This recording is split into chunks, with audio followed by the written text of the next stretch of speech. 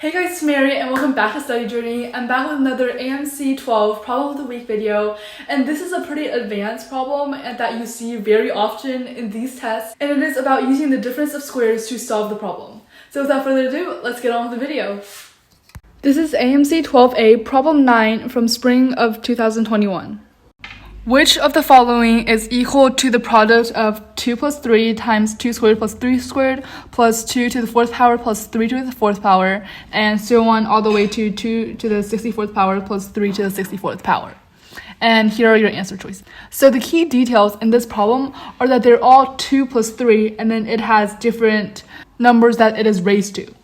So it is 2 and then 4 and then 8, 16, 32, and 64. And we can see that this is just 2 more than the one before it.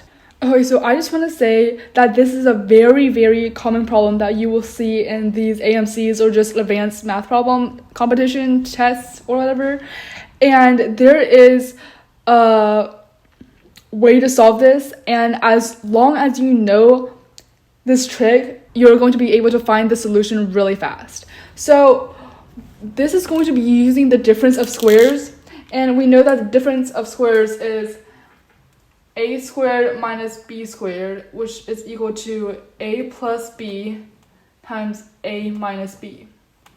Now you're probably asking why this matters, and I'm going to tell you one of this is going to have a domino effect, and it is going to go through all of these, and then we can get the answer. So in here, if we recognize that this first one is 2 plus 3, and if you know 3 minus 2 is equal to 1. So if we times this whole thing by 3 minus 2, you're not going to change the answer because it is still going to be that number since it is just multiplying it by 1. So, but if we did this, 3 minus 2, and then 2 plus 3, well, if we just flip this, we can get 3 minus 2 times 3 plus 2. What we realize here is that matching it to the a and b's, it will be 3 is equal to a and then b is equal to 2. So 3 plus 2 times 3 minus 2 would equal 3 squared minus 2 squared.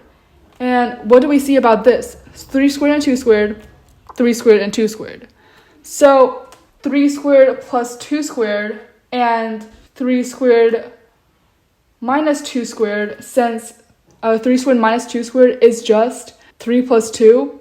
Since you're multiplying this by 1, you get that these two numbers multiplied together is going to equal 3 to the 4th power minus 2 to the 4th power.